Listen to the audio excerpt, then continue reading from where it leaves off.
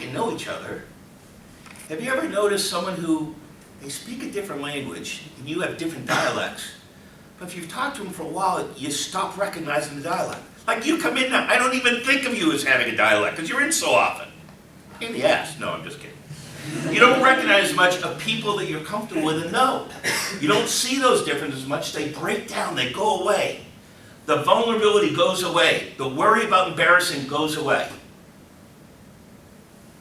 So the key question is, coming from where you're sitting, how do you get there? Because you're doing the same thing. You're participating in class, and then socially you're following the path of least resistance. Look who's here. So here's how you break through that stuff. You ever notice in life, think about who some of your best friends are. Okay? I'll give you an example with my best friend. My best friend's Kurt Mulder. He lives in Maine. Met him in grad school. 2 years of grad school, I hardly ever talked to Kurt. In fact, I didn't particularly care for Kurt because he made fun of the business I was in, one of the first classes in the case study thing, and I always resented that. Right? But I knew him. And we had one thing in common. We're both from New England, so we had that rough, tough, when people think we're screaming, when we're, what do you mean I'm screaming? People think we're mad when we're debating. What do you mean I'm mad? It's how we learn. But I became somewhat friendly with Kurt. And I remember thinking years later, how did Kurt become my best friend? And then I realized how it happened. It's actually embarrassing, very embarrassing. 5 years out of grad school, Kurt's second child died from sudden infant death syndrome. And he called a few of us from school. I was one of them. And I was at Johnson & Johnson at the time. I left a message for my boss. It was 2 days before Thanksgiving. I said, I know I'm not supposed to do this. I'm gone for a week. A situation, good friend, I got to be there for him. And I helped plan the funeral, and I helped have food for everybody, and I picked up his relatives at the airport. I did all that stuff. And he allowed me to help him. And the more he allowed me to help him and asked me for help, the more I liked him. Why? Because the reality, and we learned this in high school in relationships. We learned this, we just forget we learned it. How we feel about somebody else has much more to do with how we feel about ourselves when we're with them. Not how much we know about them.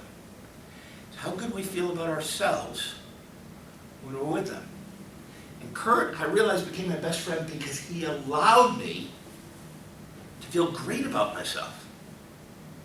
He helped me feel great about myself because he allowed himself to be vulnerable and trusted me with that.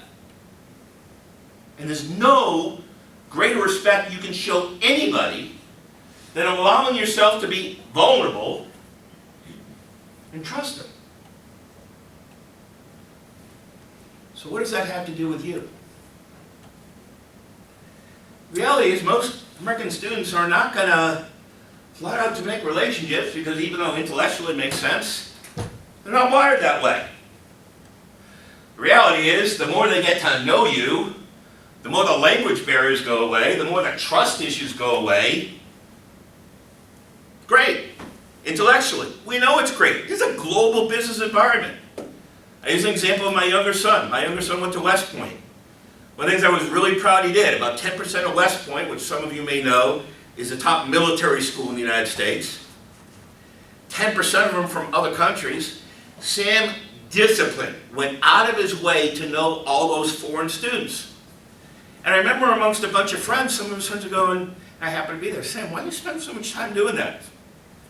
He goes, guys, I'm going to be responsible for people's lives.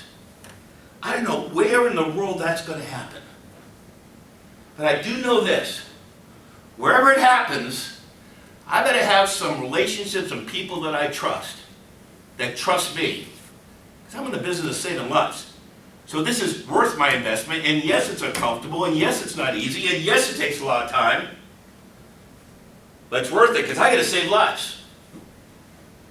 Now, business careers here at Kelly, what got us here? Straight A's since first grade.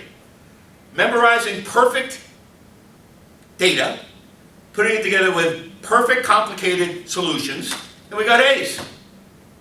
And all the way through college, that's mostly how we get rewarded. Then we go out in the business world. And a lot of people can do that.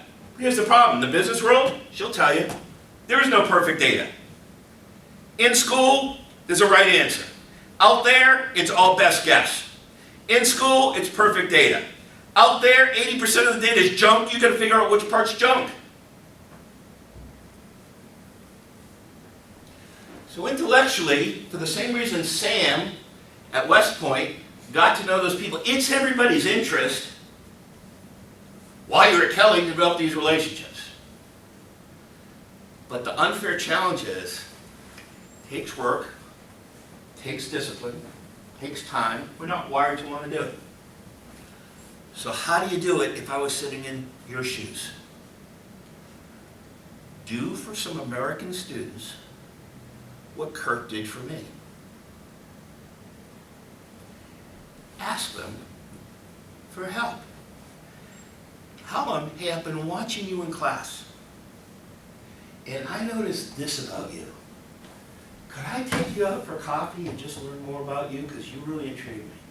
Hey, I've noticed you in class. You're a great communicator, and I'm having trouble with it. It's a second language. Can you help me on a couple of my presentations to show me how to maybe do that better? The opposite, frankly, of what you're wired for in an Asian culture. Save face. No, do the opposite. Be vulnerable. Ask for help. There's nothing that demonstrates more respect than asking for help. Create an excuse. Get to know people.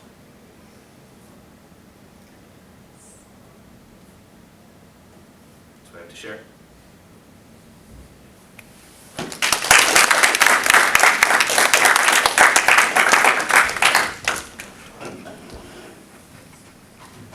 All yours. Thanks. I know diversity is hard, and it definitely will be a challenge. But think about this. Like what Professor Hansen said, what is the discipline? Discipline is we don't like it, but we push ourselves to do it anyway. So I challenge every one of you guys, whenever you guys encounter a situation, you feel frustrated and you don't want to move forward. Remember this, don't come back, but push yourself forward. And remember the principle of what is the discipline is, and that will definitely help you to get to a whole new level. And now we also have two coaches from UCSO, and we got the concept of why we needed to be diverse, why is it important to be diversity in a corporate environment. And with the help of UCSO, we can get it to a really practical level, and we can really use it because they can help us to locate an internship, and they can help us to find a job, and where we can really practice all this stuff. So let's just welcome one of the or two coaches to just share about their current